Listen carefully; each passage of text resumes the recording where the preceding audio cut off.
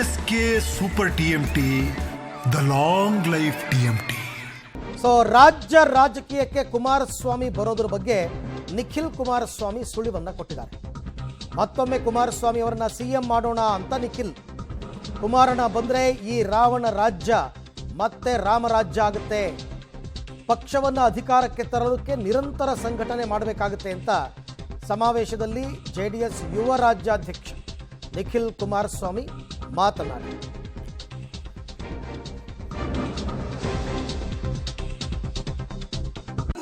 ಲೂಟಿ ಮಾಡ್ತಾ ಇದ್ದಾರೆ. ಇಂಥ ಲೂಟಿಕೋರನ್ನ ಮೆಟ್ಟಿ ನಿಲ್ತಕ್ಕಂಥ ಒಬ್ಬ ನಾಯಕತ್ವ ಈ ಕರ್ನಾಟಕ ಮಣ್ಣಿನಲ್ಲಿ, ಹಾಸನ ಮಣ್ಣಿನಲ್ಲಿ ಯಾರಾದ್ರೂ ಹುಟ್ಟಿದ್ರೆ ಅದು ಸನ್ಮಾನ್ಯ ಕುಮಾರಣ್ಣ ಅವರು.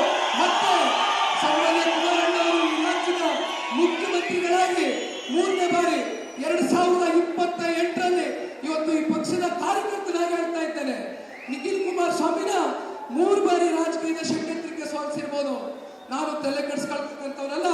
ನಾನು ದೇವೇಗೌಡರು ಸಾಹೇಬರ ಕುಟುಂಬದಲ್ಲಿ ಹುಟ್ಟಿರ್ತಕ್ಕಂಥವನು. ನಾನು ಧೃತಿ ಕಟ್ಟತಕ್ಕಂಥ ಪ್ರಶ್ನೆ ಇಲ್ಲ.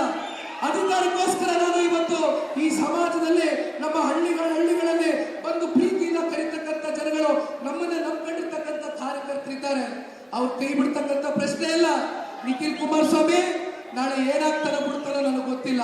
ಅದು ನನ್ನ ಹಣೆ ಬರ. ಜನ ತೀರ್ಮಾನ ಮಾಡ್ತಾರೆ. ಆ ಭಗವಂತ ಹಾಸನ ತಾಯಿ ತೀರ್ಮಾನ ಮಾಡ್ತಾರೆ. ಆದರೆ ಒಂದು ನನಗಿರತಕ್ಕಂಥ ಒಂದೇ ಚಿಂತೆ, ನನಗಿರ್ತಕ್ಕಂಥದ್ದು ಒಂದೇ ಇವತ್ತು ನನ್ನ ಮುಂದೆ ಗುರಿ. ಸನ್ಮಾನ್ಯ ಕುಮಾರಣ್ಣವ್ರನ್ನ ಮತ್ತೊಮ್ಮೆ ಈ ರಾಜ್ಯದಲ್ಲಿ ಮುಖ್ಯಮಂತ್ರಿಗಳಾಗಿ ನೋಡಬೇಕು ಅನ್ನೋದು ಇದು ನಿಖಿಲ್ ಕುಮಾರಸ್ವಾಮಿಯ ಭಾವನೆ ಅಷ್ಟೇ ಅಲ್ಲ. ಜನರೊಂದಿಗೆ ಜನತಾದಳ 52 ಕ್ಷೇತ್ರದಲ್ಲಿ ನಾನೇನು ಹಲವಾರು ದಿನಗಳು ರಾಜ್ಯಾದ್ಯಂತ ಪ್ರವಾಸವನ್ನ ಮಾಡಿದ್ದೆ. ಮೊದಲನೇ ಹಂತ ಮುಗಿಸಿದ್ದೇನೆ, 2ನೇ ಹಂತಕ್ಕೆ ಕಾಲಿಡ್ತಾ ಇದ್ದೇನೆ. ಸುಮಾರು 9,000 ಕಿಲೋಮೀಟರ್ ರಾಜ್ಯ ಪ್ರವಾಸ ಮಾಡಿ ಬಂದಿದ್ದೇನೆ. ಮೊದಲನೇ ಹಂತದಲ್ಲಿ ಜನ ಎಲ್ಲಿ ಹೋದ್ರು ಕೂಡ ಒಂದೇ ಮಾತು ಹೇಳ್ತಾರೆ, ಸನ್ಮಾನ್ಯ ಕುಮಾರಣ್ಣ ಅವರು ಅವರ ಒಂದು ಅಲ್ಪಾವಧಿ ಇದ್ರೂ ಕೂಡ ಅವರು ಕೊಟ್ಟಿರ್ತಕ್ಕಂಥ ಕಾರ್ಯಕ್ರಮಗಳು, ಅವರು ನೀಡಿರ್ತಕ್ಕಂಥ ಯೋಜನೆಗಳು ಬಹುಶಃ ಇವತ್ತು ಮನೆ ಮನೆ ಮಾತಾಗಿದೆ.